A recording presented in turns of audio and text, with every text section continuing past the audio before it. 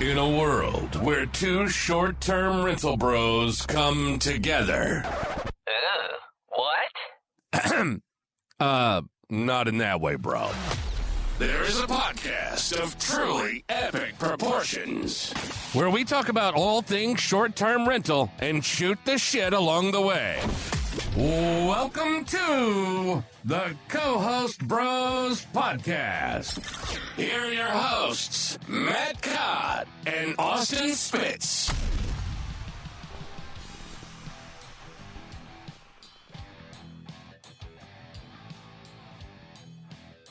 Hey everybody, welcome to another episode of the Co-Host Bros Podcast. My name is Matt Codd and I'm here with my buddy Austin Spitz, and today we have a special guest, Kyle Fugatt.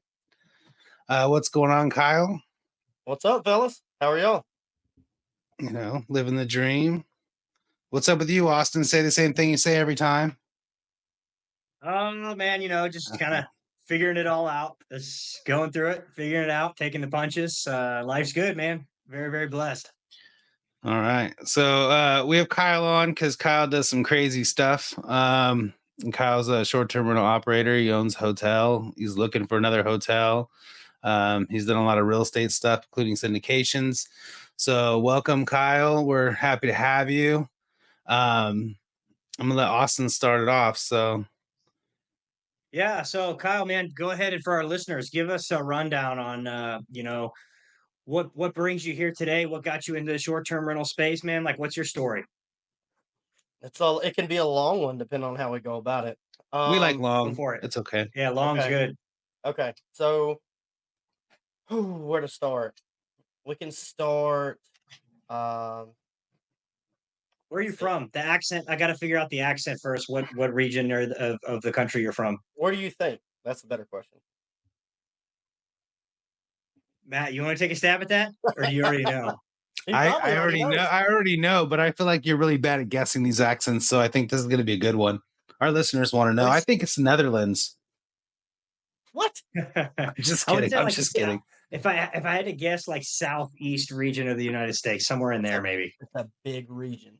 Southeast. That's like 8 states. Holy shit. Try me again. One of those states. I don't know, man. I don't have any guess, dude. Georgia. So just outside of Atlanta, west of Atlanta. I live in Hiram, Georgia. But Gotcha. I'm from a little town called Temple, little city called Temple. Growing up, there was like 3,000 people in that city. Nice. We had like one red light, didn't have a grocery store. All we did was privately owned called Superfoods. And so if you know what I'm talking about, got you. They used to have Super meat deals for everybody. expensive, I'm sure. It is now. It's been bought and sold a couple times. It is now. But yeah, so I grew up in Temple. I met my wife, Allie, and I. We went to school together, middle school, high school. We started dating in the 8th grade. And just kept going. No breaks, no nothing. We're married. We have 2 kids. Actually, tomorrow is my daughter's birthday. She turns 8. And my son just turned 4. So, let's see. So we graduated. We both graduated college. And so you could see there is my piece of paper that is somewhat worthless now. I went to school for electrical engineering, and I transferred out of one school, went to another. So I was an electrical engineer for, years before I got my degree. It took me 7 years to graduate for a 4-year degree. And in that time, I mean, we moved out at like 17 together. We moved into a little mobile home, little single wide, going to school. I was a cook. She was a waitress. So we went through this journey of like, I really wanted to design airplanes, and I wanted to be an aeronautical engineer. And I worked at something called Southwire in Georgia. And as a wire and cable manufacturer, it's like the second biggest privately owned company, manufacturer in the world. And they said, yeah, we'll pay for your degree, but you can't go aeronautical because that doesn't help us. So you have to go electrical or mechanical. And I just picked one, and I picked electrical, and went through that journey for 7 years. And I was working night shift. And I was going to school during the day. It was brutal. Like, these people who are like, well, I don't have time today to do anything. I'm like, dude, try again. I had a kid. Yeah, right. I had bills. I worked 12 hours night shift. I mean, I worked with guys that were in their 50s and 60s. They've been doing this for 30 years at the same place. And like, it's what you would call a big boy job. And that's the way I looked at it. So I was making like 65K a year doing this. And I was like, at one point, I was like, I think I could do this forever. I could just be a machine operator because that's what I was doing going to school. And then I was, turned into an electrical engineer. And let's see, I did a lot of stuff that people don't know about through the journey. I kind of quit the electrical side, then I went into sales for electrical engineering. Then I actually owned my own. Are you familiar with like Cape Cod potato chips and Snyder Yeah. pretzels? I owned a territory in Carrollton to run and own. Oh, you bought a route? I bought a route. Okay. That's it. And I ran it. I did it for a year, but I owned that route for about 6 months. And I realized like there's no vacation. Like you got Yeah. Wednesdays and Sundays off. That's it. If you wanted a vacation, you had to go and find somebody who could run your route for you. And so, I mean, after like 6 months of that, I was like, this sucks. Like, but Yeah. I took in a lot of cash. I probably made $100,000 that year. Took in a lot of cash. Then I sold the route at the end, and that was about the time I graduated. So like I took a little bit of time off, and then I was like, okay, like I'm actually gonna get my degree and all that. So then I graduated, took about a month or two off between selling the route and starting my new electrical engineer job after graduation. Did that for 4 years up until 2019. Yeah, no, I started that job in 2019. That's when we bought our very first rental. And I was big in bigger pockets. Like, I mean, I own all these long-term rentals. I'm going to go down this thing. I read, of course, what everybody reads, the most biggest book in the world, Rich Dad, Poor Dad. And I was like, this is the business plan. I actually typed out a business plan. I was going to buy one, then I was going to buy three, then I was going to buy six, then I was about 10. And I was like, I need 10K a month or whatever the number was at the time. And let's see, Allie was a teacher. She was teaching high school.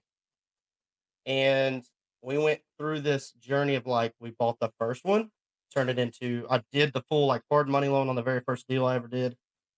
That's a whole story in itself, but I learned a lot in the first deal. Renovated the thing by myself. We don't come from construction or anything like that. So it was all like YouTube certified everything. How to paint, install paint cabinets, how to paint cabinets, how to get rid of mold, like you name it. I looked it up on YouTube and I figured it out and we did it. And we refinanced out of that and rolled that money into some more deals. And then it ended up like we started flipping houses. And so we flipped like 12 in a couple of years by ourselves. Like we did everything, swung the hammer. Like I ended up with a trailer, big truck, bunch of tools, like $10,000 in tools. Like we went that course of like pretty much starting our own flipping company. And then we had a flip that turned short-term rental in Carrollton near Southwire. And I was like, I don't know what we're doing, but like Allie was listening to this podcast and like she had missed a lot with our first kid. Like she was teaching and she was coaching a lot of sports and she was gone till 11 or 12 at night, off to games and coming home. And so she missed a lot of stuff. And she said, with the second kid, I want to stay home. I don't want to miss anything. And I was like, I'll flip as many houses as I need to. Like, I'll do whatever I need to. So during flipping and being an electrical engineer, like did that at the same time. I was working 7 days a week. So we did that for like literally like 2 years. We came across this flip that we wanted to keep as a short-term rental or just try it. That was the deal.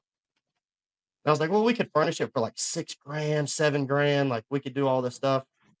Allie was listening to this podcast. We said, let's just do it. So we joined a mentorship and said, let's go all in. Worst case scenario, we sell it. We turn it into a long-term rental. There's a lot of exits there. Let's just try it. It started netting $1,200 a month after mortgage payment. And I was like, this is crazy. And so long-term rent on that one would have been $1,100 a month. So it would have netted about $300 after all expenses. And this was doing like $2,500. And it's like, some months 25, 27.50, 23, back and forth. Right. And I was like, this is crazy. I was like, this thing works, like legit. So that pretty much kind of broke open what we were doing.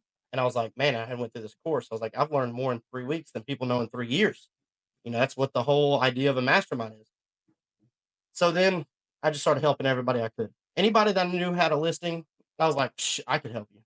Like, you're struggling hard, I could help you. And so then that kind of developed in us helping people we didn't know, like getting on forums and getting on Facebook and all that stuff. landed one in Blue Ridge. The guy was like, I've talked to 4 managers. You're it. Because I'm very sociable. Like, I can talk to anybody. And he was like, you're it. Like, I've learned so much out of you. Like, it's not funny. I want to work with you. And that was our very first cabin in Blue Ridge. I was like, heck yeah, dude. Like, this is amazing. 1 turned into 3, 3 turned into 8. We've got 25 now that we manage. And in 2023, 2023,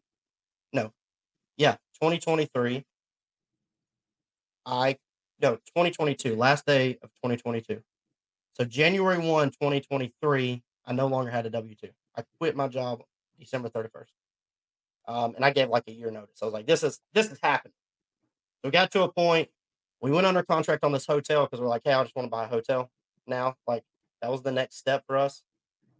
And we had learned a lot through syndication, learning about syndication. We learned a lot about underwriting apartments and all this stuff. And I had set a goal to like buy a hotel one day. And we found one. We just put the feelers out there and one landed in our landed in our lap. And so we went through this journey. December 31st, 2022, I quit my job. January 1st, I was a new man. Yeah, January 1st, 2023, I was a new man. And so we're coming up on 2 years. At the end of this year, I'll be self-employed for 2 years, 2 full years. And it's amazing. So now we bought that hotel, renovated it, we syndicated it, we went through all that journey, and now it's hitting the point of stabilization. And now we're on hunt for number 2. And I can tell you about why and what sped that up, and because that's a really pretty cool story about us going after number 2. But we coached for that mentorship. We got invited to coach, me and Allie both. It was kind of a package deal. After I met you at the conference that year, Nashville, the Nashville conference, we got invited to coach for that mentorship. We did that for about a year and a half. And as of August 1st, we're no longer with them. So we split, we parted ways on good terms. It wasn't anything bad. We just, decided like it's time to do this ourselves. We've helped way more people than we could have ever imagined. And we said, okay, like we have a lot of information. We have a really good network. We're coaching people all the time. We're helping everybody. Everybody has questions. Everybody's struggling with something. So we decided to do our own community. And we have huge vision for the community, but it's all lifetime access, but it's Powerpath. So we've got about 74 people in there now. We've only been launched like a couple of months. And that's what we were talking offline about, is like the direction of Powerpath and where that's going. So we have people entering like want to buy hotels, want to, spruce up their operations, get clean, get lean, like all of that in their operations, picking up new post deals, buying their first STR. So all of that, and we've got mid-terminals coming in, and all of that is in, it's in Powerpath in its lifetime. So we said like, this is our one thing now. And so we've got a lot going on, but Powerpath is really like where I'm starting to put all of my energy. And so that's where we're at. And now I'm here today with you guys. Which that's on SKool. It's actually a really good community. I've looked at your stuff, and there's things on there that, if you guys are trying to get your first co-host deal and you want to join something that's not breaking your bank, I mean, there's some good information in there. I mean, I actually stole his call script too. Your little what is it? Your call. I want to call it a call web, I guess, or Call flow. I started calling call flow. Yes, your call flow. Yeah. Your call flow, and I sent it to my wife, and I said, "Hey, watch this video," so as you understand what I'm sending you, just so you see what I'm talking about. But yeah, it's really good information. We talked to a lot of people who manage short-term rentals, and I just want to dive in more into the hotel thing. I think it's a goal for me to buy a hotel someday. I don't know if it's a goal for Austin. It may be. I see big things, and I just want the big things. Like I want to own like a 400 unit apartment complex just to say I did it. Like I don't care. Like so I want. So I want to dive in, like, because when I met you, I think you guys had just bought the hotel, like literally maybe a month before. You just closed right before the conference, and then it was like right after that, all I saw was like, let's get money to get this hotel going. And then I know you had like some humps in the road with it, and then I know we had I gave you we had a conversation about the grill. You wanted to buy some outdoor grills, and I was like, "Oh, buy them from here. This place is good." I don't know if you got them from there or not, but I did. yeah. So mine's still good. It's in the beach market. It's still good, not even rusted. So it was good quality. But yeah, so like, take us through like how you found the whole hotel, and really like, yeah, how you found the hotel, and then what steps did you take to procure it, and then what steps did you take to obviously get it furnished and things like that. Because I think it's a good story. So yeah. So if at any point I don't answer any of your certain questions, awesome for you too. Like if there's a point where you just want to like stop me and say, whoa, like feel free to do so. So we decided we were going to buy a hotel. So it's very important that Matt, if you want to buy a hotel, or Austin, you want to buy a hotel, if you make the decision to buy a hotel, you make the decision and you do not follow through with it, or you change your mind, then you never fully made the decision in the first place. And that goes for anything in life, right? So if you say, I'm going to make 10 grand a month or 100 grand a month or whatever, and in 30 years, you never did it and you just gave up, it's because you never fully made the decision in the first place. So we made the decision we're going to buy a hotel. So we started reaching out. I called I have a residential realtor in Blue Ridge. I use her. Tracy Crone. So self plug there. And I have a lot of people that use her now. So Tracy Crone, or you could call Brendan Thompson. I actually just had lunch with him, good friend of mine. But anyways, so I called her and I said, look, you need to, not you need to, but like, we need to buy a hotel. That's what we're doing. What do you know about? Like, what do you know is in the area? You know everybody. And so we just started looking at LoopNet, started looking at Crexy. I was calling this broker over here, I was calling this broker over here. Hey, I don't like this location. Here's our buy box, because you have to have a buy box. Like you could have, and I'll talk about that on the hotel number 2 search in a minute. But we had a buy box and we said, okay, like around $1 million, don't really care about the keys, just need one in this area. Value add. So my realtor looked just over the line in Tennessee, and it's literally like 4 minutes over the line in Tennessee. So as a residential realtor, you only have like your MLS is only for that state or that area or whatever. That market. Yeah. And so like there's a MLS just for North Georgia, and then there's like Georgia MLS. So you can't see anything over the line, and it's throwing distance from the freaking state line. Like it's ridiculous. So she called this guy. She called a broker in Tennessee. His name is Jody. And she said, like, what do you have? Like, he's one of the biggest realtors around there. There's not really a commercial broker. There is, but like, it's not like going to Atlanta where you have like 12 different commercial brokers. There's thousands and thousands and thousands of these commercial properties. It's all residential. And if somebody just happens to have something commercial, they just sell it with their residential realtor. Right. Yeah. So they start talking, and he was like, well, actually, I have some clients that had a duplex. They live in this hotel and they want to sell it. So they had just listed it. It was on the market. She sent it to me. She was like, it's right on the highway. It's great location. We need to jump on this. And I was like, okay, 42 keys. I was like, golly, like, I don't have a hotel. 42 keys. I was like, you're gonna go big.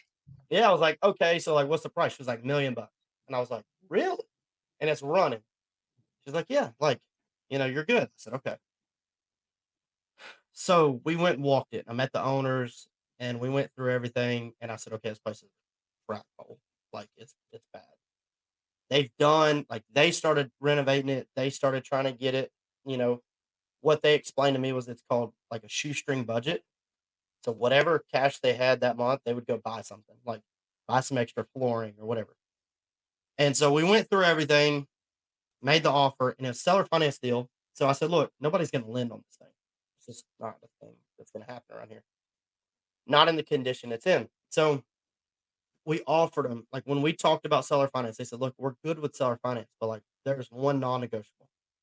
We have to have $300K. And I don't want to put 30% down on any kind of deal. But I was like, why? So we say a lot, like in seller finance, in trying to negotiate, there's always a reason. Like you have to understand the goals on the other side. Coming from flipping, I was the guy that would piss off every realtor because I'm going to lowball the hell out of you. And I come from that mentality. So like coming into trying to like buy an STR or a hotel, like all you're going to do, like that doesn't get deals done anymore. If you're going to piss somebody off, you might do a deal, but you're not going to do 3, 4, 5 deals with the same person because you're like, I'm going to win this deal, right? Like I'm going to win Right. this negotiation. It's just wrong. Now I understand you got to buy smart. I'm not saying that, but if you can solve problems through the way, then it's a fair deal and everybody's okay. And you can do another one later. So maybe you might pay a little bit more than you want to, but at the end of the day, they're going to send you another one because you'll close it. So we're sitting down with them outside, and I was like, okay, so like, what do you need the 300K for? And they said, we're buying an RV park on the other side of the Carolinas, and that's how much we have to close it. It's non-negotiable. And I was like, okay, I give you 300K. Let's work out some other deal, like some other terms.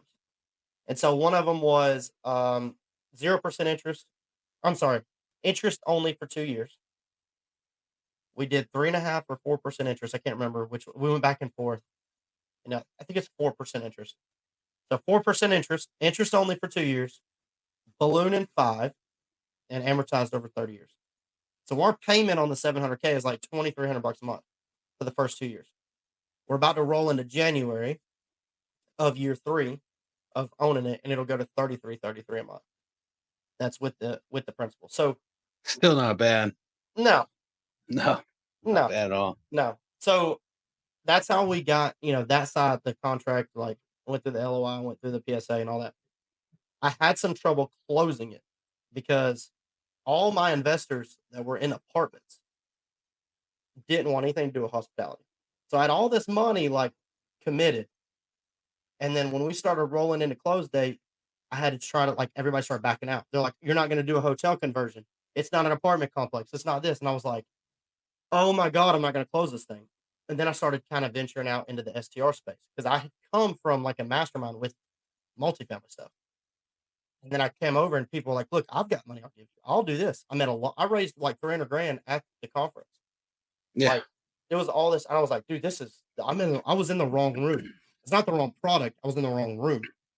So I just picked it up and moved it over to the STR room. And 95% of the investors I have on it are short-term rental, very knowledgeable short-term rental investors. So I didn't have the money to close it. So I talked to one of my big investors and said, I need a bridge loan to get it across the finish line, and I'll pay you back with the other money coming in because they had their money parked in other deals. People were trying to exit by the end of the year. We couldn't make it work. So by like March, April, that was like the main time frame everybody was going to have their money wired to me. And so I was like, I need a bridge loan just to get it across the finish line. So I had like a $300,000 bridge loan from her. We closed it. She started seeing the product. She was like, I want to leave some money in with you. So she invested on the equity side. So it was just like this stumble and fall pickup, very first deal. Like, and people get kind of scared about this part.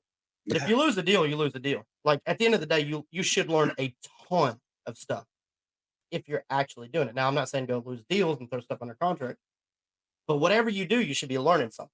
And so we learned like bridge loans, like who our contacts were, like all this stuff. And I learned how to push a close date the wrong way. So it was like we were on vacation and I was like, just tell them I got money in stocks and I can't get them out yet. Like there's all these different things on the back end. We were like trying to like form stories to make sure that they didn't think we were backing out. I was just trying to figure this stuff out. Like on the front end, I'm like confident, good with the broker and all this stuff. On the back end, like my hair's on fire. I don't know what I'm going to do. Like I'm talking to all these people, but if you don't talk to people and tell them the situation, you're never going to get anything done. If you like close in and close up, you might as well just like dissolve the deal and lose your money and move on. I was just talking to people constantly and they're like, oh, I got you here. I got you here. Oh, I want to invest some money. I want to do this. And I was like, okay, it's looking good. Now we get it over the finish line. I have investors bringing money in. I'm starting to pay her back. So we're good there. We let it run for like 2 months, like just to see what happened. A lot of people had bookings, whatever, for January, February. Let it run. Then we shut it down like March 1st. We had some money in. We started doing demo. We started doing renovation. I had all this promise of money coming in. So what I learned through the process is I should have had a GC. I shouldn't have done everything myself because I was the GC. I was the guy raising money. I was the guy building the ops on the back end. I was the guy with design Allie did the design. I was doing build out. I was hiring and firing. It was so much stuff in one deal that I didn't really think about the partnership side. Who could I leverage? Like who, not how. I would raise 300 or 400 grand, and I'd come back to work.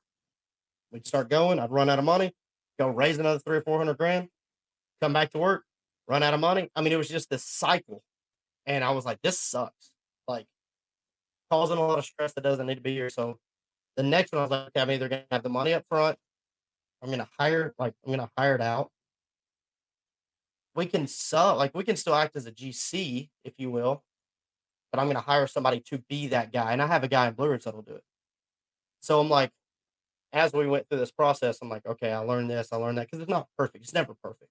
Anybody that tells you it's perfect and smooth and easy, they're just lying to you. You're full of shit. So yeah. And I hear that all the time. Like, oh, it was the easiest deal ever closed. And we had this. I'm like, it's probably because you had your own money in the bank and you used your own money.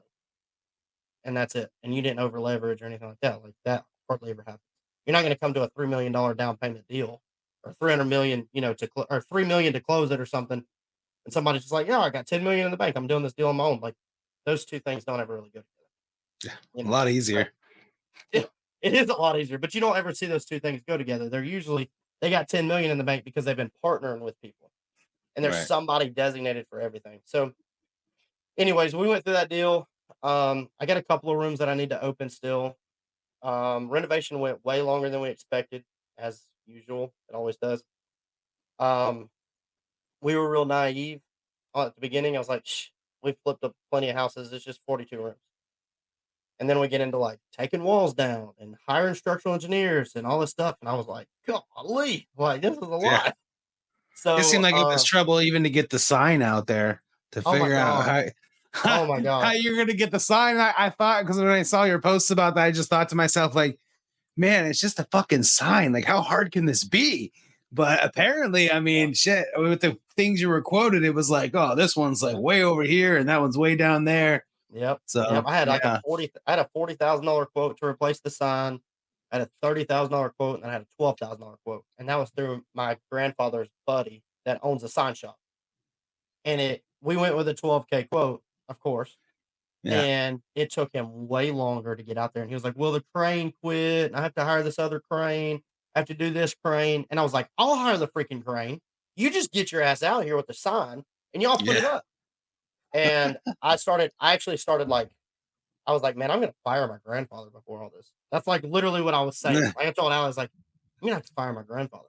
Like, I don't know what else to say. Damn it. Yeah. And so I called my grandfather. I was like, look, this is non-negotiable. I need it up in 2 weeks. Like, I can't even open the rooms if I don't have a sign. Like, that's how it was like starting to stretch. And finally, he was like, he turned it on with the guy, with his buddy, and was like, we've got to have this done. There's no question. So stop screwing around. We're not playing around. Kyle's talking about like taking his deposit back and all this stuff. We got to have this done. And so they made it work, and they got it done, and it was done in 1 day. And I was like, it's bad that when you start having to threaten people.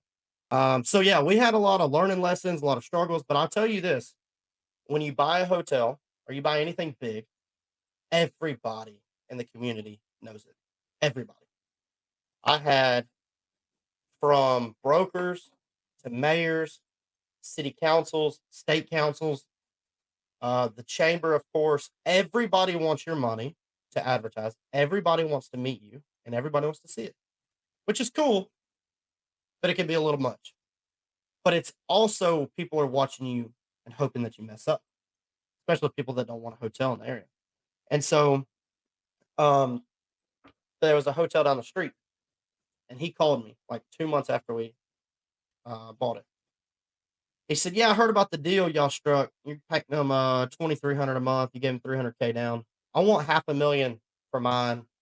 I'll take $300K down. You just pay me $2,300 a month too. I was like, how big is yours? It was like 7 rooms. I was like, you want $500,000 for 7 rooms? And he was like, yeah. I was like, nah, dude, like get more realistic. And they called me back. And I looked at it. It's like no parking lot. It's a dump. It's really bad. And he was like, oh, it makes great money. We shut down like 4 months out of the year because I don't want to run it. But we make great money. I was like,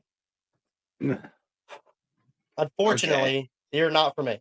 So, but when you when you buy one, and I will connect this with hotel number 2 in a minute. When you buy one, everybody sees you. Everybody sees it. So you have to be good at what you like, do good progress. If you say you're going to finish a project, then finish it. I know a lot of people that had apartments over the last couple of years that never finished the project, and they ended up having to sell it or get out of it or whatever because it just went to crap because the business plan wasn't there. So you have to execute the business plan, and it's very important. If you're going to close it, especially with investor money, you're going to close it and you're going to take it to the next level. Make sure you take it to the next level. And if you need help at some point, you have to reach out to somebody that can help. And that's really it. Now you have to get your timeline straight and all that stuff. Go ahead. Sorry. Oh, as you say, so let's talk about that. Like you're going through this journey and you're figuring it out all as you go, but you're also part of mastermind. You got this network of people. So talk about like how instrumental has the network of people that have been around you help solve certain problems? Like if you were doing it all on your own versus utilizing your network, and did you utilize your network? Oh, 100%. So that's a good question. Okay, so when we first underwrote it, I didn't know how to underwrite the rehab side and the furnishing side. I mean, we'd done a bunch of houses, but I didn't understand the commercial furniture and the design and all this. I didn't understand it. I didn't understand that the vanities that you order are not shaker cabinets. Like, you don't put shaker cabinets in hotels. Like, you just don't do that. Okay. I came to the group and I said, my budget's $300K for this rehab. And the top 2 guys were like, they just start laughing. And they were like, what? How many rooms is that going to cover? Because that's not going to cover all of it. Like, was that the left side of the parking lot or the right side of the parking lot? Like, Yeah, right. You're going to paint it? it? What's it going to be? And now I can tell you that I've watched people like, if you go up north, some of the mentors are up north, some of the people in our group are up north. Their stuff is priced way different than if you take it to California and take it back to Georgia. Way different. Like, night and day. Okay. Like, if I was to paint my building and have it contracted out, I could probably do it for like 15K. You take my same building and you take it up north, it's 85,000 to paint. Dang. It's insane. Absolutely insane. So, and we have a lot of people that we work with that I could like sub out painters. I got painters that work by the day. I've got, contract agreements with Sherwin-Williams, all that stuff. And which is not a hard thing to get. So there's no gloat in there. Like, but you just call them and tell them like what you're doing and they'll give you preferred pricing and all that stuff. Anyways, so I took it back to them for 300K and he was like, try it. Like, this is what you need to do. This is how you need to do it. And so we went from 300K to 800K on the renovation, on the budget. It actually pushed like close to $1 million. And I was like, and we still talk about it. When I talked to my buddy, that was a mentor of mine at the time. He's like, you remember when you tried to do that hotel for $300,000? I was like, yeah, would you ever let that go? Like, no, you're never going to let that go. So saved me a ton though. Now that we've done it and we understand, I see the same thing coming in on people's first hotel. And I'm like, hey, you need to budget like 30K a room, 40K a room. Depending on like what level you're going to go, you're not going to get through it with 20K a room if you're doing a full gut. Like, it's just not going to happen. Your furniture is going to be $6,000, maybe more depending on per room. Like, these are 300 square foot rooms. So because you're going to not want to buy anything on Amazon that's going to be structural, like a bed or a dresser or stuff like that. You want to buy that stuff through Minoan and Wayfair and Pottery Barn and all that stuff because they have like platform beds, for instance, but they're $1,600 a piece. Your vanities are $1,200 a piece, like, but they're very, very sturdy stuff. So that was a big learning curve for me and understanding like, hey, who do I need to go for for top sheets? And that somebody has that answer. Hey, go to Boston Textiles or A1 or whatever. Like, okay, cool. So like, who do I need to go for beds? You need to go to Manoa. You need to go over here. So that I use that network really, really, really well when it comes to the design side and where to order this stuff. But I can tell you there's a lot of stuff that wasn't taught. I had no idea. Stabilization period for a hotel, 10 to 12 months. No idea. Nobody talked about it. Nobody told me, hey, when you turn it on, it's going to be more than 3 months for you to stabilize and hit your $60,000 a month or whatever. Nobody talked about it. Nobody talked about the ramp up period. And it's mind blowing. It was absolutely mind blowing. So that's one big thing that we talk about now. And Powerpath is like, look, you're going to run this thing. You're going to renovate it. You're going to rebrand it. So there's things you have to do along the way. Then you're going to do a pre-launch. We didn't have a pre-launch. Nobody told us. I had no idea. Pre-launch. Then you're going to stabilize. So then you have your SEO. You know, if you're going to use something like Local IQ or somebody that's local to you, you have to have that stuff. Where's your website? Where's your Google My Business page? Where's all this stuff? And then we go through all this stuff. But like, where is it? I didn't have that. I had no idea. I had a mentorship of 30 people in here that, you know, I was a part of. Nobody talked about that. And it was just mind blowing. So I learned that through that process. Now we stabilized really, like we've come to stabilization really quickly comparing, but like understanding that there was no support around that. I was like, okay, that's a hole. People have holes here in this learning process because it's such a new thing, especially when people are buying something that's already branded and they keep the brand and they just assume the Google business page, they assume the website. All they got to do is change some operations and they're good. But somebody that's going to buy a crap hole and they're like, I'm rebranding the whole thing. There's things that go with that, like struggling with Google for 6 months, trying to get their old name down and put my name up. 200 reviews they've got. I had to absorb all of them because the person behind the desk at Google screwed the whole thing up. I couldn't get it fixed. So there's a lot of learning curve that now I'm happy to say, like, we can do this, X, Y, and Z, and these are the things you have to think about. I can help with that, or we can help with that. I just didn't have it there. I just didn't have it. So that's a huge learning curve. So back to the mentorship and masterminds and stuff, you want to get around people who have been through that process wherever you go. Been through the process, they can actually tell you, hey, this is where we screwed up. This is what we learned. There's always learning curves, always. But that's what I would say is like the biggest thing. It's almost like you may have not won at it. Like you may have not won at it without that. No, For your 100%. people there, you might have ran out of money, or you would have done this wrong and that wrong. And you're like, hey, now I got to start asking people, how do I fix this? So for someone like me, that I'm not very educated on the hotel business, the boutique hotel. So is this what you would call? What's the difference between a boutique hotel? Is that what you're doing, or is this kind of like more of a fixer-upper hotel type situation?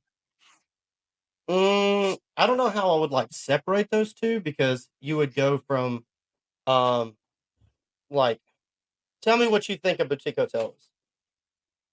Maybe like an investor comes in, buys like a rundown motel or something like that in a vacation market, and they pump the money into it. Sounds kind of like what you do, and then you make it modern, but you make it, you have the same amenities that maybe a vacation home or a short-term rental would have, like I don't know, uh, outdoor communal area, putt putt stuff like that, like in the short-term rental kind of space versus like a regular, whatever comfort inn suites. Mm-hmm. You know what I mean?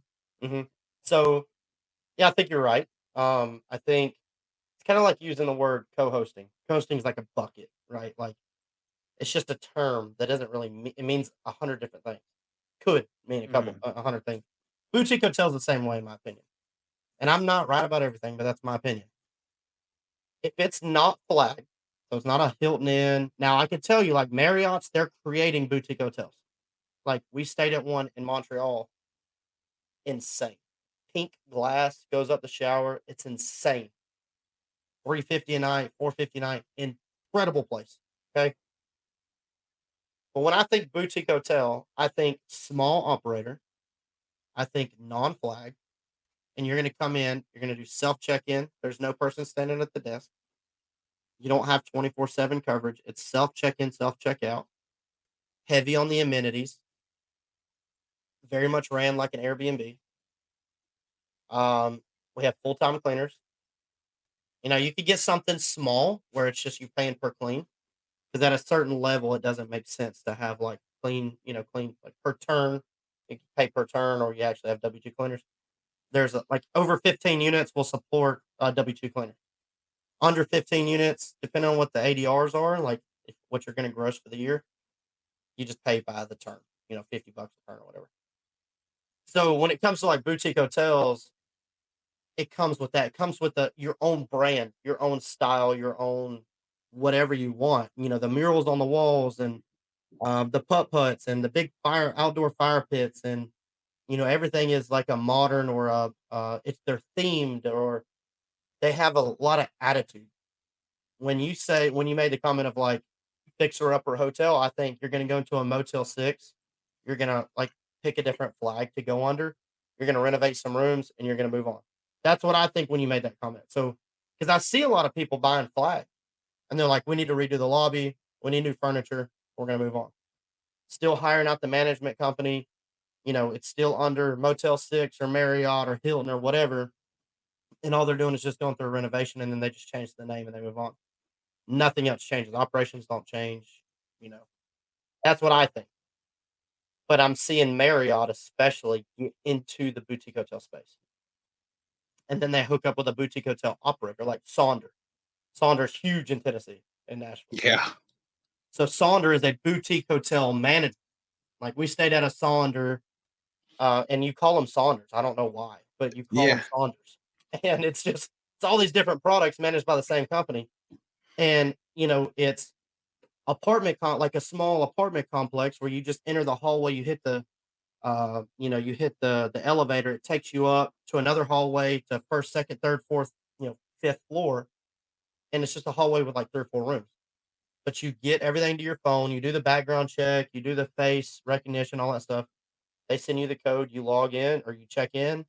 You need something, you text the support line and, hey, I need a fan or I need, whatever. Hey, this bowl was broken. It wasn't me. I promise, that kind of thing. So that's what like Sonder, like that is or Lark, or there's a couple more. There's not a lot of them, but there's a couple more that manage boutique hotels and they all do the same operations. And at a certain level of rooms, then they will actually put on-site staff. So that's what personal difference is for boutique hotels versus like a fixer-upper hotel. It's a huge level of rooms because I stayed in a Sonder in Nashville and there was like, I don't know, like 100 rooms in that place. Yeah, there's a lot of different ones. There's a lot of different ones, like in different locations. Like Sonder does a lot of different ones. We stayed at one, it was like maybe a 15-unit hotel. And they managed it was on the strip. So yeah. It makes sense what you're saying. Yeah, no, the big picture is like there's no really, it's like exactly like you said, co-hosting, right? Like, what does that mean? Are you just helping with guest messaging? Because that could be a co-host, right? Like I just answer late at night messages, or am I like almost a full service property manager? That people refer to people even that collect funds as a traditional property managers are now called I do co-hosting. Mm-hmm. So no, I think that was a great answer. It makes a lot of sense. There is not necessarily a concrete definition of what it actually is. So good stuff, man. So you bought this hotel doing syndication, right? And then you're looking for a second hotel. And where are you looking for one, and how do you plan on purchasing the second hotel? What is your plan? I'm just gonna go in guns a-blazing and just say like, I own this now. Okay. I'm not gonna get out. Yeah, that's how we're gonna take it over. That's how it's gonna go. Yeah. Just sign this paper. Scarface, like say hello to my little friend. Okay. Yeah. So all right, here's what happened. 4 days ago, this is day 4 of the new search. Okay, and I'm gonna do some content about this because I'm gonna shoot about it. Because what I find, especially somebody that's like already in Powerpath or I've coached before, because we've had a couple hundred students to the old mentorship. Like we've like assigned, like we've helped a lot of people, but what I see is like somebody says, I want to buy a hotel. So Austin says, I want to buy a hotel. And then there's purchasing the hotel, right? You're fresh in, you don't know where that connector is. Like, what does that mean? What's the process? What does it look like? You want to buy a hotel and then you own a hotel. Like, that's cool. Did you just say I want to buy a hotel for 10 years and then finally one landed in the lap? Like, no, that's not how that works, right? So we're gonna shoot some content around this. 4 days ago, I had an investor text me, and he was like, "Hey, we need to jump on the phone." I said, "All right." So we an investor in the Mallard got on a call, and he was like, started kind of beating around the bush and all that stuff. Come to find out, he's like, "I have X amount of capital to deploy by the end of the year for taxes." And I said, "It is late October. Yeah, you want to buy a hotel by the end of the year?" He's like, "Yeah." I was like, "Okay, well, I have a friend in Michigan looking for, money. I got a friend in Texas. I got a friend in Arizona, New Mexico, up north, down Florida. Like, everybody's looking for money. So just tell me, what market you want to be in." He was like, Hey, everybody, this is Matt from the Co-Host Bros podcast. I recently came back from a mastermind trip, and I spent a lot of time talking about taxes with Ryan Bakke. So Ryan normally took on clients that had 10 plus listings. Well, he created a brand new program where he's going to take on people between 1 and 10 listings for a lot cheaper at a small business owner price. It's going to include on-demand support, monthly calls, and tax prep. They're going to do little coaching calls monthly, things like that, to help you save as much money as possible on your taxes in the future, including on this year. Ryan has helped thousands of people save money, investors especially. And you really don't want to sleep on this because I think the price will go up at some point. You're going to save far more money than you spend. If you're really interested in changing CPAs and finding something better, go ahead and click the link that I posted for you inside the show notes. Now we're going back to the show. I don't care about your friend in Michigan or Texas or Florida. I want you. And I was like, okay. He was like, in his words, you're the expert, and I only want to work with an expert. And I know you. And I was like, well, I appreciate that. And, flattery is, always great. But you want to buy one by the end of the year? He's like, yeah. I said, okay, how much money are we talking? How much money do you have to deploy? And that's a big, important thing to know, because if somebody says, hey, I have some capital to deploy, I want to go buy something with you, I'm going to assume that you want to buy it with me. You don't want to be a part of a syndication. You want to buy it with me.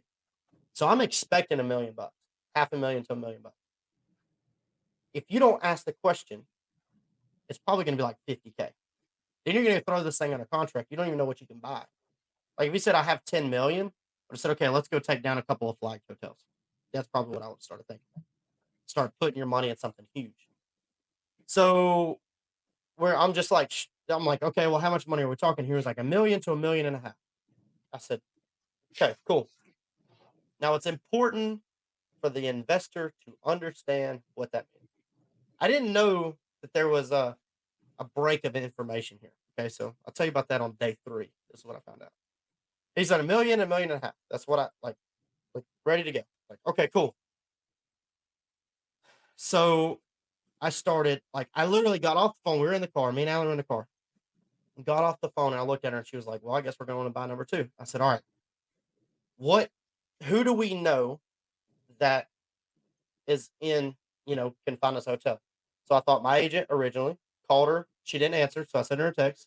I said, what's the luck? Because I told her all back, hey, keep your eye out for another hotel. I said, what's the deal on the hotel? She said, no luck. But she's a huge residential agent. So she's not looking for hotels all the time for me. I said, okay, cool. I called the broker that sold us the hotel. I called him and I said, hey, I called him. He did not answer. I talked to him on day 2. I got off the phone and I said, okay, we're having no luck with these 2. These are in the area of Blue Ridge, Murphy, North Carolina, Copper Hill, in our area. So I can use my maintenance guy on all of them. That's the way I was looking at this. I said, okay, well, who do we know that just bought one? Because we know what happened to us. When we bought the Mallard, I had another hotel call me and say, hey, do you want to buy mine too? I was like, okay. Who do we know that just bought one? So my friend Rashmi, I think you might know Rashmi. We just had her on a couple episodes ago. Sweet. So I called her. I said, hey, you just closed one in Maggie Valley, right? She said, yeah. I said, who do you know in Maggie Valley that has one for sale? She was like, well, there's this one down the street that we tried to bid on at the beginning of the year. I said, okay. She said, here's the name of it. Here's the contact. Here's the address, all that stuff, right? I said, all right. Send me the contact. Send me the number that you were talking to. I'm going to call them. She was like, all right, done. So this now is hotel number 1 in our view. And we ended up getting to the place we were going. We were going to buy my daughter a birthday present for this weekend. And get there. And then I just start looking on LoopNet, right? So LoopNet is the place that deals go to die. Everybody knows that. If it's on LoopNet, that's been listed for any amount of time, it's too expensive. But don't stop there, okay? So people don't understand. There's always a story behind every deal. Always. It doesn't matter. Does not matter what it is. There's a story. Somebody's stupid rich, doesn't want to deal with it anymore. Somebody wants to sell it and let their kids have it. Somebody is underwater. Somebody's not cash flowing. Somebody's getting a divorce. Parents died. bad health. There's always a story. There's always a reason. So I started looking on LoopNet, found a couple, started kind of like saving them, like put them in a new tab so I could come back to it in the morning. And now my feelers are out. Like I'm thinking my feelers are out. I've texted, both the brokers and all that stuff. Day 2, I called my broker that sold us the hotel because he didn't answer the first time. Called him, he picked up immediately, said, "Hey man, I forgot to call you back, whatever." I said, "Here's the situation. This is where we're going, whatever." And he was like, he started kind of like, "What about this one? What about that one? What about this?" And I was like, "No, no, no." So like getting back to your buy box is very important. Because if you're not in your buy box, you're just going to be like underwriting deals all over the country and you're never going to buy one. It's going to be like, it's overwhelming. And so he was like, "Look, I've got a friend in Murphy that has like a 40 unit that's coming online. I think it's coming online. I'll call him and I'll let you know." I said, "Done." Perfect. So now we have hotel number 2, like possibly in the works in the area that we want to have. He says, "Not listed yet. I don't know much about it." Whatever. I said, "Okay." I called the agent on hotel number 1. I called her. Said, "Hey, what's the scoop? Whatever." She says it just went under contract this month. It's supposed to close end of month. Like, I was like, "Okay, what else do you have?" So we talked for like an hour. I'm gonna have to write all this stuff down because it's a lot in 4 days. It's a lot. Went through this process. Well, I talked to her the next day because she called me back and said, "Hey, by the way, it may go out of under contract." Like, and I just talked to you yesterday. I was like, "Sweet." So we're talking about working out a deal, like working out an offer. She told me yesterday, she was like, "Just text me what you're thinking about and I'll give it to the owner or whatever." And I'm like going the extra mile. Like, what's his situation? And I'm not talking about like, I don't even really, if I said it, I don't know, but it's in North Carolina, but I don't want to like pinpoint this hotel. Not till after we close it because I want to kind of protect the seller and all that stuff, depending on what's true and what's not. But he's underwater, 2 loans on it, small loan, big loan. He's underwater. Place is not finished. Half of it's finished, half of it's not. And so I'm like, look, I'm not here to like win a deal. I'm here to make it fair and help him out and get him out of what he's wanting. Sale price is very reasonable. It's not overpriced, maybe by like 50K, but it's not overpriced. So like we're working this deal out on the phone. In the meantime, I've got 2 other brokers like starting to send me stuff. I just started calling brokers in Asheville because Asheville, that whole area got demolished. Maggie Valley, Asheville, Black Mountain, all of that stuff is like cratered from the hurricane. So I call this hotel broker in Asheville, same day, right? This is day number 2. And I'm big on like, just call everybody. Like, doesn't matter if it fits your buy box or not, just call them because they always have something in the back of their, back pocket or whatever. Call this guy. This hotel's worth it. They want $11 million for it. I am not buying this thing. Super premium product, downtown Asheville, beautiful place, been for sale for a year. Start talking to them about like all their Q4 projections are gone. So we just go through this. Like I could literally talk about this all day. We just start going through all this stuff. In the conversation, he's got 3 other deals he's going to send me. Now, some of them are not in our buy box, right? It's like 47 cabins on this lot on the river and this hotel motel with all these cabins and RV lots and all this. And I was just like, he was like 13 million, 17 million, 28 million. And I was like, I don't want to like waste your time, So we go through all this. So it's day 1, day 2, day 3, and today's day 4. I spent an hour on the phone with another broker yesterday, and she sent me like 15 deals. There's a deal in Tennessee for $6 million, $2 million overpriced. We're talking about sending an LOI for like 5.1 to get the financials and all that stuff, but it's going to have to come down even farther off that. So we've got 1 deal in the works for 5.1. I mean, if it's not cheaper than that, it won't close. Got this deal. I got another deal in New Mexico that was sent to me. Connected with the broker today. I mean, once you start getting out there and you're like busting it wide open, people just start sending you stuff. Like, it's insane. So we technically have 4 in the works, like heavy leads, because the 7 unit just came up for sale right down the road from me, and it would be like a little, back home, like down, small deal, but they want too much. They want like $500,000 for the 7. But it's like it's a student housing deal, so it's like we could renovate the whole thing. It'll probably worth $1 million when we get done with it. So you pay $350, put $150 in it. I had lunch with my buddy today, Brandon. He was like, look, like, we'll do it together. I'm like, that's an easy deal. 7 units, probably turn it in about 3 or 4 months, get it rented, list it for sale. If you wanted to flip it, make potentially $500,000 on it, move on.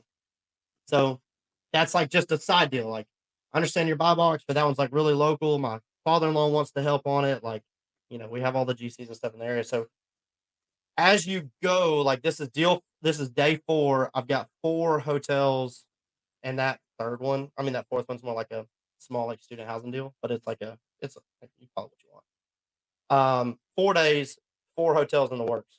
Now, I made the comment about your investor understanding like what to deploy and what not to deploy. I text my investor, right? I said, I need a proof of funds for me for $1.5 million. Like, I need that. Because the $6 million hotel said, I'll sit down with you and we'll talk through stuff, but I need to see a proof of funds for $1 million or $1.5 million, whatever you're going to put down or whatever. And his response to me was, you need to trust me. I've been talking to the banks and I've got it, or something like that. And I was like, whoa. Now, in the midst of this, I've had multiple investors text me like, I got 400K, I got $500,000, I got this, I got that. I'm like, okay, cool. Like, money's out there. People are ready to go. So if this guy just flaked off, I know we're good, like, or whatever. And he said, you need to trust me. And I was like, okay.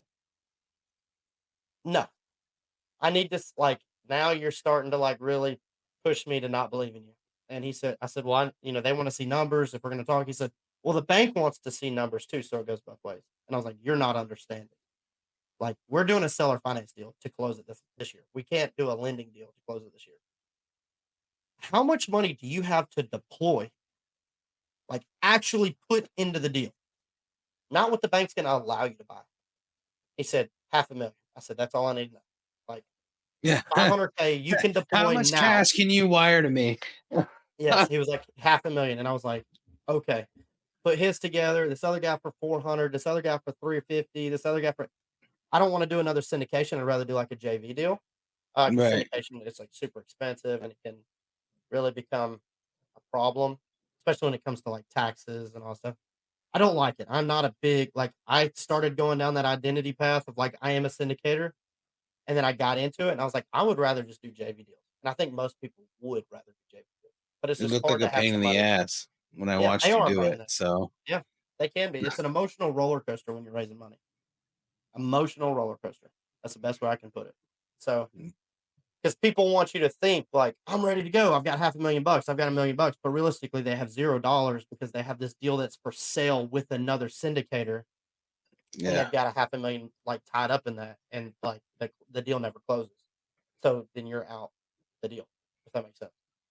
they're just waiting for Yeah. They're just waiting. Yeah. I have money coming to me. I have my tax refund coming. Let's buy a car. Exactly. Yeah. That's exactly right. And then like Yeah. they have to get their taxes redone because they screwed something up. And then the tax payment gets delayed, they don't get the refund. So it's this crazy like emotional roller coaster. And you always have to have people on the back burner going, hey, this guy didn't pull in. I need you to pull in. Like, what are we doing? So Right. it's an emotional roller coaster. But that's where we're at. Day 4, got 4 leads. I would love to close all 4 of them. But that's where who not how comes in, because I'm not going to be traveling to New Mexico for one, Tennessee for another, Asheville for another, back home. Like, I'm not going to do that. I've learned my lesson. So we're going to have a good partner out there, good partner in Tennessee, good partner in Asheville or wherever it is, and kind of go down that. Like, you'll take a smaller cut, you'll move a lot faster, and you'll have a whole lot less stress. Whole lot less stress. Well, you were stretched pretty thin when you were opening that hotel. I mean, you could tell. I mean, you think you were even out there dealing with the plumbing at some point. Yep. So, yeah. Yep. I was there. I don't know how you did it. I mean, and you still posted on social media. So, I don't know how you figured that out. Oh, I mean, when you really want something bad enough, you'll go get it. So I know we've already gone a long time, and I know that, as long as you guys can go, we can go. I can split it into part 2. It doesn't matter to me. Anyway, I just want to know, so if I go and buy this hotel, like let's just say I go buy a hotel, I don't know, I don't care where, let's just say New Mexico. How do I how do I run a performa on that? How do I figure out, am I going based on hotels, or if I'm doing the more, boutique Airbnb, different room design type things, do I base it more on, the ADR of, local rentals, 2 bedrooms or 1 bedrooms, or so how did you figure that out? How did you figure out what you were gonna hopefully make? I mean, stabilize, I guess, stabilize. How did you figure it out? Okay. So I have this glass ball that sits in the corner of my office, You shake and it. I just rubbed it, and I was like, "Tell me what's gonna happen." No. Oh yeah. It's like, So maybe try again. yeah. I shake the. It's like no. It just says no. That's all it says. Yeah. Okay, so I get this question. I mean, from everybody that wants to start this, right? So this is that like I want to buy a hotel. To buy in a hotel, this is like that first path. So figuring out your market. So understanding where you're going to buy. Now, for me, I said, hey, this one in New Mexico come up, and it's a bomb looking deal. I don't know anything about New Mexico. Now, one of two things will happen. You can either just say no because I don't know that area, or you can say, well, now I understand how to like kind of project a little bit of the revenue, and we can dive into that market after we get under contract. Let's explore it. Like, I'm not opposed to doing one in New Mexico. I got a friend that may want us to take over their stuff in Colombia. Like, okay, whatever. Once you figure out the systems and the operations, you could just do it. So, first step, join Powerpath. No, I'm just kidding. Yeah. First step, That's on SKool, everybody. it's on SKool. Yeah, it is on SKool. And we Yeah. got a free Facebook page too. Anyways, Facebook group. So you want to understand. Okay, let's back up a little bit. Let's say, okay, perfect example. I got this 15 unit sent to me in this like middle of nowhere. I have no idea about it. So what am I going to do to say like, is it a good deal? Is it not a good deal? So I looked up the city. Like if you don't know the area, I looked up the city on online and said, okay, what's out there? Like, is there any hotels close by? Is there any shops? Is there any restaurants? Like, how many people live in the area? What about the tourism? Is it a tourist market? Who comes to the area? Just understanding that. So, if you're going to dive into a new market, I did this in Texas, New Mexico, and this town in Tennessee. And so, we'll talk about the $6 million one in Tennessee. It's on the length of a river. And I was like, okay, well, like, I need to know if I'm going to overpay for this thing, can I add the value?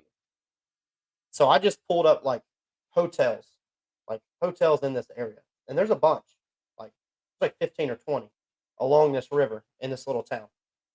And they're all between $100 and $140 a night. All of them. Every single one of them. And I was like, okay, well, like, depending on what it looks like, depending on the design, you may be pushing the 140. You may be like the Red Roof Inn, maybe at 100 flat. They don't really use dynamic pricing, is what I'm finding. So understanding that you're not going to push 150 and you're not going to be renting for 86 unless you're trying to beat out everybody for like super slow season. So understand, like in there, I'm just going to guess $125 ADR. I'm just going to guess. Okay. Now that depends on what market, what time of the year you're in. Is it full occupancy? Whatever. That's going to depict like what you find there. But I just threw it together, 125 ADR. And what you could do is you could say, okay, does that make sense? So you can go over to AirDNA. I always start in AirDNA and just find like studios and 1 bedroom. And you can look, if there's enough, you can look like apartments. And just see what it says. It's not to go off of and keep, that as the high mark and put it on your horse, let it soar. Like it's not the live all be all. It's just an idea. It's just getting some market research. So look at AirDNA, see what it says. So if it says if AirDNA says 125 a night or 115 a night or 140 a night, like you're in the ballpark. You're somewhere in the ballpark. We just want to make sure we stay somewhat conservative. So I just wrote out. Now this one was 47 units. Okay. So I just said, well, what does 47 units do 365 days a year? Most hotels shoot for about 50 to 55% occupancy. I like to underwrite a little more conservatively. But let's just say, for shits and giggles, like, what would it do at 55% occupancy? So 47 rooms, 365 days a year, 55% occupancy. That'll give you a number, and then you'll times it by your ADR. So you times it by 125. And I've got that wrote down somewhere actually. But in doing that, that'll give you a gross amount for the year. And I think it was I'm just trying to remember here. It was like 1.25 million or 1.15 million gross numbers, right? Matt's going to do it on his calculator and figure out what it is. I am actually. Yeah. But tell me what the number is. I did 50%. No, well, no, that's not right. I did 55%. So 47 times 3. And anybody watching this, they can walk through this. You could do this for an STR, a 4-unit, a 100-unit. This is how you get your gross number depending on your ADR and your occupancy. So 47 rooms times 365 days. Oh, that's what I forgot to add the rooms. Yep. I was like, that's not right. Times 0.55 times 125. That's $125 ADR. What is it? 1.2? 1.179 million. So 1.17 million. And then we say, okay, well, it's 65% expense ratio. So this is all back in napkin. Everybody wants to know how to do this back in napkin. This is how you do it back in napkin. You take that and we underwrite 65% expense ratio. So if you times it by 0.35, which is the other side of that, that's your NOI. Right? So take 1.17 times 0.35. What is that number? This is a whole coaching session right here. Anybody watching this? How to underwrite a hotel? 1.79, wasn't it? Or yeah, no, yeah, 1.17. It was almost 1.2. Oh, 1.17 times 0.35. Yep. 0.4095. Okay, so 470K a year. Yep. So their NOI would be 470K a year. Now, if you divide that by a cap rate, and hospitality is usually like 9 and up, depending on how well it looks. I just said by a 10 cap. So divide that by 0.1. That would give you 4.7 million. That's what it's worth today at 125 ADR. They want 5.9 for it. So you could see the problem. So we played with it. And I said, okay, well, it's 2 million over. What could we take this thing to? How much renovations does it need? And can we push the market? Well, Right. Come to find out, this is one of the highest prices, one of the highest priced ones in the market. There's not much above this one. So it's not like we can have a comp to say, hey, like, this is what we're going to compete with. This is where we're going to go. No, like, we're literally going to outperform. We're going to try to outperform the market. So without a good comp or 2 or 3 to say, hey, this is where we're going to go, this is what we're going to be like, they're already doing it. You're just guessing. So I would stay away from that kind of stuff. So understanding like what we're competing with, where we want to go. So that's what we did. We started with Google just to look at like what Booking.com is saying and Yelp. Expedia and like Google Hotels. Like what is it priced at? That'll just give you high numbers. Now, let's say it looks like it might work. Let's just say. So the one in North Carolina looks like it works. So back in napkin math, it should be 1.25 million. It's listed around like they want 1.3 for it. It's not listed for 1.3, but they want 1.3 for it. That's what they'll take, right? So I don't even think it's listed, actually. Anyways, so there's one in North Carolina. She said they'll take 1.3. I did back in napkin math. It should be listed for 1.2. I said, look, it's not much more than like that's not unreasonable. So we said, okay, like now what? Let's say we give an LOI, we do some money down, seller finance, whatever. But now we need to verify it. So STR.com is called a star report. Star report, as long as you have hotels reporting to it, you can see like they'll get the star report in return. As long as you have hotels reporting to it, buy it. It's like $650, $660 or something like that. That'll tell you if your occupancies are in the area, what everybody's generating, what the ADRs are, all of that for the market. Then you can say, okay, we have this level, this level, this level, like one of ours in one of the guys in one of my students in whatever you want to call it, student, person who joined Powerpath, whatever. He's buying one in Philly. He just did the star report. It was 50 hotels reporting, and he texted me. I was like, "What am I supposed to choose?" And I was like, "Well, pick 10 that are close to you."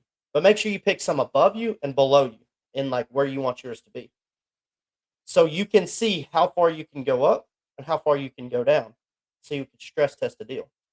In doing so, like you're competing, like you're not competing, you're going against data. All of that is data, right? So when you go against the data, as long as we don't screw up something or the market completely crashes or whatever, that's a pretty safe line to follow. We just stay a little bit more conservative. So if it shows 125 ADR on the star report, what about 115? What about 110? Like, what about 100? What's your break even point? So like bringing that down. And if you realize like your numbers are a little off and you need to renegotiate, literally you show them where you're going and just have that conversation. So that's how you kind of work it. Like you want to start kind of overall, like high level. Back and napkin math doesn't make sense. Because if you don't, you're going to spend 25, 45, an hour and a half minutes trying to underwrite this little hotel in this area that doesn't make any sense. And you just wasted a ton of your time. But after you do it so many times, you could literally just do what I did. It says, okay, well, like it's 15 units or 35 units. It should push $1 million, whatever. You can kind of, and then you kind of break that down per door. Like if somebody says, hey, I've got a 15 unit for $1.5 million in Georgia, I'm going to say like, go kick rocks. I'm not paying $100,000 a key for it. You go to whatever, Boston, you find one for 100K a key, like buy it. Like it's a stupid deal. So, I mean, we're not buying anything up there, but you know, there was a 17 unit and it's worth like $6 million up there, but it generates like $500, $600 a night. Like we just don't do that on market. It's not a thing. So that's how you go back and napkin math, figuring out if it passes the sniff test, kind of going down the rabbit hole there, and then get it under contract. Get it under contract, then you buy your star report. Don't spend $650 on something that you're not going to get under contract. Then you start really diving into the numbers. Then you can go into your tourist reports. Like, is your tourist report going up? Is it going down? What is there to do around you? Somebody sent me a 15 unit in no man's land in Texas, and I looked it up. 400 people live in the area. I'm like, okay, well, that doesn't make any sense, but what's around it? There's a 20 minutes away, there's a 700-acre telescope and geodome museum park.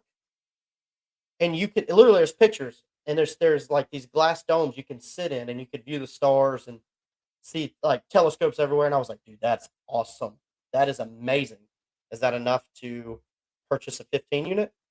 I don't know, but they only want $150,000 for the 15 unit. So, oh well, if you don't, let me know. Yeah, we'll look at see what we can find out. So it's like, okay, does it make sense? Well, call the museum. How many people are going to the museum?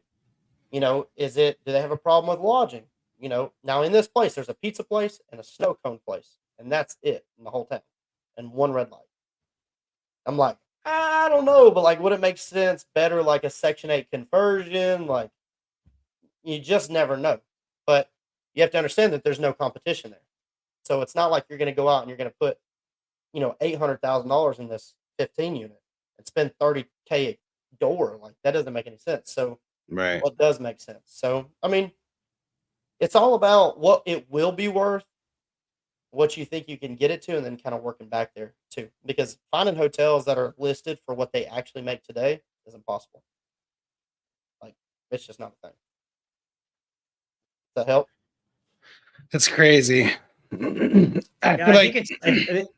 Go ahead, Matt. No, you're good. Go for it. I was gonna say it's kind of it's almost like the way you explained everything. If you know how to analyze, like from the language that I speak, is more of like how to analyze deals for like vacation homes. It's essentially the same thing with just more units at a much essentially higher price point, and the math is a slight variation of it, but it's almost the same thing if you were just going to analyze a deal and see if it would be a good vacation home, right? Yeah. So we have a calculator for the most that we use. Yeah, 100%. So it all depends on your exit strategy too. So let's say somebody brought me a 4 unit. So we're on a call. He brought a 4 unit listed for 1.7 million.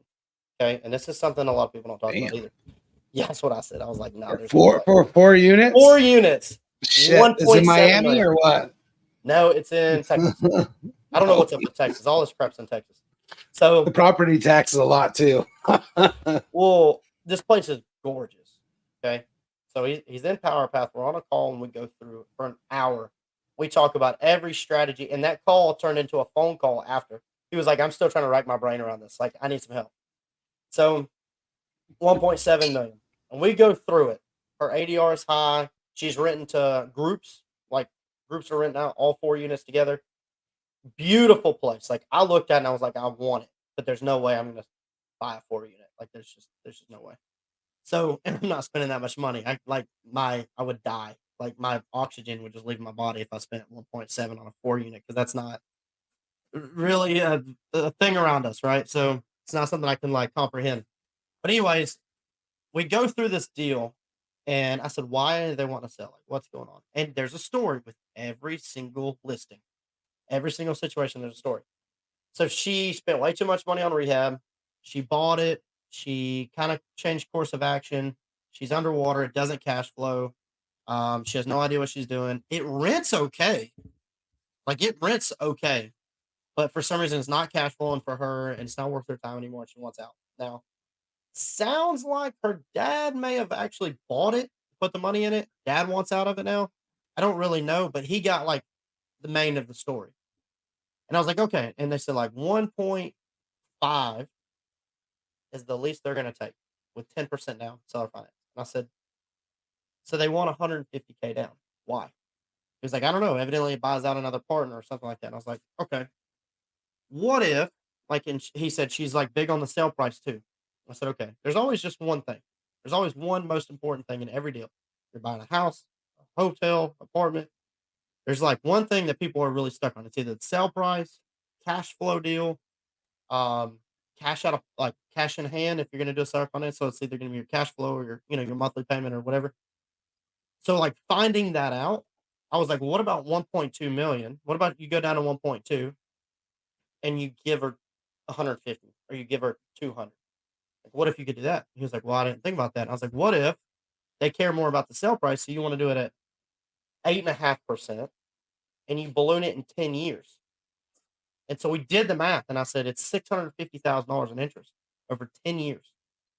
So instead of 1.2, 1.5, 1.7, she's walking away with almost 1.9 million when she gets her cash out. And he was like, holy crap. I said, but you have to like limit that cash flow so it works for you, but she's still getting her $7,500 a month or whatever it is. And he was like, well, what about this? What about that? So we just went through this, like we just navigated through all these different options. And it's funny to see people just kind of like, how did you come up with this? Or like, what about this? And this is just things that people don't really talk about. But it's a really great way. And that's where it's important to understand what the seller's situation is. It's really, really important. So, because you could solve problems and then you can get in a deal. Like, look at Pace Morby. He doesn't have any exit strategy. As long as it cash flows, he'll keep it forever.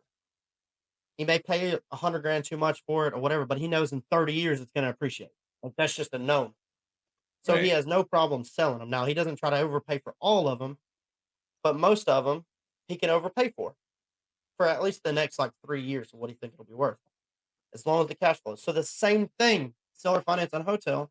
If you don't plan on selling this thing for 10 years, if you can get your cash flow low enough and you can get the purchase price low enough so you can refinance them out and have an exit, you can pay as much interest as you want and amortize this thing over 100 years if you want to, and pay him interest only for some, like, it's okay because if he bought it for 1.7, your taxes are also going to go through the roof. Right. But if he buys it for 1.2 with a crazy interest rate and you spread that out, like he's paying tax on 1.2 million. So that's another thing to think about.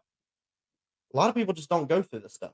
Like I don't think a lot of sellers know that, though. They don't realize what they can make off the interest, right? So when you say, 1.2, but wait, this is what it pencils out to be 1.9 by the time we're done. If we do it this way, then they're like, oh, like, it's like it clicks, right? Yeah. I dealt with a lady that was trying to sell this complex and she wanted like $2 million. She wanted cash or a loan because she wanted all the money. And I was like, why do you want 2 million? Like who needs 2 million to do another deal unless you're going to put it in a $10 million apartment? Like, what are you doing?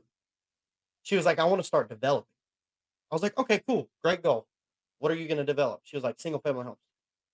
And I was like, what do you need 2 million for? She was like, I want to build out of cash. I was like, how much are the houses? She was about 300,000. I was like, how many houses are you building at a time? She was like, well, we're just going to start with like one or maybe two. And I was like, you need $2 million to build $600,000 worth of homes. She was like, well, no, not really. I need 600K. I was like, okay, thank you. That's what I'm trying to get to here. You want 600K? We'll give you 600K. I'm not giving you 2 million. So, that's 30%. So it's not 100% cash. Like, you're not going to get the lending. A lot of people are pulling, like motel lenders are pulling out of the business, out of the hospitality because COVID hit them. Other places in the hurricane situation, it's hitting them again. People can't, they're not vacationing. So they're getting real niched. So purchasing hotels or any deal is getting harder when it's in like vacation market, hospitality industry. Refinancing out of them after they have strong financials, that's not the problem. It's purchasing them because it's a gamble. So when the seller understands that, they're a whole lot more willing to work with you on getting some of these deals done. There's no question. So when with the Mallard Hotel, is that the end game is to refinance it once you can get it appraised high enough and then cash out everybody in your syndication and own it 100%, or are you sold some equity out too? No, we sold some equity out. So I have equity investors on that, and then I have preferred return debt investors on that, and that's it.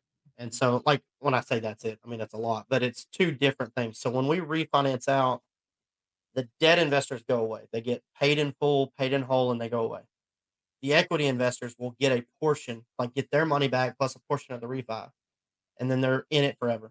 And that's what I really loved about that setup is these, like, let's say, and it's gone farther than we thought because we missed the busy season last year because the renovations took too long. So we missed the busy season. We launched in like October, November with like no pre-launch, no branding. We only did like 10K a month for the first couple of months. January is the slowest month of the year. So you hit it with like this kind of build up, and then it's like Right. it just maintains, and then it slowly grows from there. And so our time that I was expecting to have payouts like starting in July of last year because we were going to hit it in like March, and then June. That was the idea. It was like we're going to start cash flowing in June and July, and then we're going to pay out, and it was going to be like this nice upward swoop. Nobody told me that there's this ramp up period. I had no idea. I thought it was only going to be a few months. But you have to play that against your market. And so, anyways, we got to. So if that happens, that's why I like the lifelong partnership investors. That's why I like it. Now, if you can get one where it's non-seasonal and never dips, like it's not much on the rehab side, you don't have to shut down, you don't have to rebrand, then you could go something like, hey, you're in and out. Like we're going to pay you a pref and you're out. When you refinance out, you're out. And then I'll own it 100%. That has started to go away on the hospitality side. People are in it forever. Like that's just, I used to see all these apartments, it's mainly like you're in it and you're out because it's very stable. As long as your management's good and your business plan's good and you stabilize it and they're in for 4 years, then they're out. It's a good idea for apartments. But for hospitality, a lot of people want to stay there. They want to come in and they want to visit it. They want to, experience it with you. So going through that, like we stuck some of these guys on forever. So if it cash flows late, they're still going to get paid in the future. Like they're getting paid forever. So their returns are infinite. People love it. Absolutely love it. But the pref guys, they'll go away. It's crazy. You could do anything. Yeah. I mean, and it's I've listened to a lot of different creative financing. There's a really good podcast out there by a guy named Jeff Rappaport. And he probably breaks down creative financing better than anybody I've ever heard in my life. Dude, I as much as I want to keep going, I know we all got places to go. Like it's been like an hour and 20. This is like the longest podcast I think we ever did. We may need to do a part 2. No, that's great. I mean, it's so much easier if we don't have to sit here and ask these questions. You just answer them all for us. But you just bring so many more questions with everything that you say. I'm like, shit. I was like, I could just be asking questions forever. You know what I mean, Austin? Yeah. So you nodding I over could have there. kept going. Yeah, I could have kept going, but one thing I like about the way you speak is that you just keep going and you tell the whole story, and like people, I mean, I guess we're kind of funny guys, but we're here. You're here to tell your story. So you do a great job, articulating through all these deals and stuff. So, man, I'm super grateful that you came on. I learned a lot about the hotel space and what you do. That's the Yeah. best way to say you talk too much. I appreciate that. That was the polite Texas way. Yeah, we're definitely probably gonna have to do this again, especially when you get hotel number 2 or maybe hotel number 5, I guess, if you got all 4 of them. Yeah, Um, if we get so I had lunch with Brandon today and he was like, why don't we just do that 7 unit together? And I was like, okay, that's awesome. I'm good with I that. mean, Love that. if you decide not to look at that small one in Texas, I'll check it out just for shits and giggles, see if I'll I keep you in can mind. I'll keep figure you out in how to mind. underwrite it. Just DM me. Yeah. Tell tell everybody where they can find you, how they can, if they want to join your Powerpath. There's a lot of good stuff on there, from co-hosting to hotels, and we didn't really talk a lot about co-hosting right now, so I apologize to everybody. We might have another episode maybe with Kyle so we can talk about co-hosting, but I think the hotel, I mean, we're just trying to bring you guys value. So just tell everybody where they can find you, and then you could just DM me all the information and I'll just put it in there in the show notes as well. So Perfect. So you can jump in our free Facebook group. It's Powerpath, and it's called Powerpath Short-Term Rentals, Boutique Hotels, and Real Estate. So join that, totally free. We do workshops, trainings all the time. And we do stuff inside that group. So if you want to watch a training or, follow us as we go through the hotel purchase number 2, you have to be in that group, totally free. And then you can follow me on Facebook. It's what is it now? The Kyle Fugatt. And then you can follow me on Instagram as well. It's the Kyle Fugatt as well on Instagram. Other than that, we're all over the place. So follow Allie too. She is the peaceful mompreneur, and she has yeah. mompreneur calls all the time. I love it, absolutely love it. But yeah, we're in Georgia, so if you guys are in Atlanta at any point, just let me know and we'll And grab she some still lunch. has her podcast too, right? No, they let that No. one go. Okay. Her and Carrie did it for a long Yeah. time. I thought it was really good. I mean, It I'd was love to good. have both of them on too, but I mean, I Yeah. thought it was a great podcast. I was trying to get my wife. I was like, come on, babe, powerful girls, get on, listen. But yeah, so Yeah, that's she awesome. enjoyed it. It was a really good podcast for a while. But they might pick it up later, but I think you have to have a goal for it, right? So we started our podcast like 2 weeks ago, and like rebranded it and brought it back in at the beginning. Like we didn't have a goal for it. So Mhm. now, like working with some editors and sending it off and having it more like pushing out on all the platforms, that has to funnel back somewhere. Excuse me, or usually does, like either put in a free group or grow brand awareness. Maybe you're a realtor or whatever, and you want people to like know, like, and trust you. Doctors do the same thing. Um, they didn't have that. They just did it because they love giving value. And it just kind of like when you go different directions, there's nothing kind of bringing you back to that. And that's pretty much why they just kind of like said, okay, we'll let it phase out for now and then maybe pick it up in the future. So, It's awesome. Yeah, I saw you. You did just start a podcast. I thought I saw you did. So you could tell yeah. everybody what your podcast is as well, right? Yeah. So, Powerpath podcast, we just literally came out with like episode 0 like 2 weeks ago. So I'm working with a guy to edit it so we can put it on YouTube, but you can go on YouTube. I've put all of our trainings on YouTube as well. All of our webinars, the old podcast. So if you want some laughs and giggles and all sorts of stuff, you could see us. We were just like broing it up on a podcast and had a couple people on. I put that on there too. So like if you want to know who we really are, like truth, like on the back scene, like just watch the YouTube channel. It's just like this. Like Right. we're just normal folks and normal people. Folks, we say folks down here.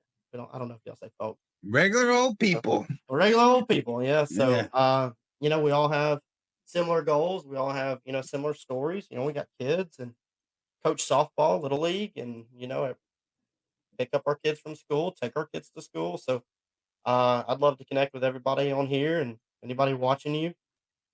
Yeah, 100%. We're always here to add value. Thank you so much, Kyle.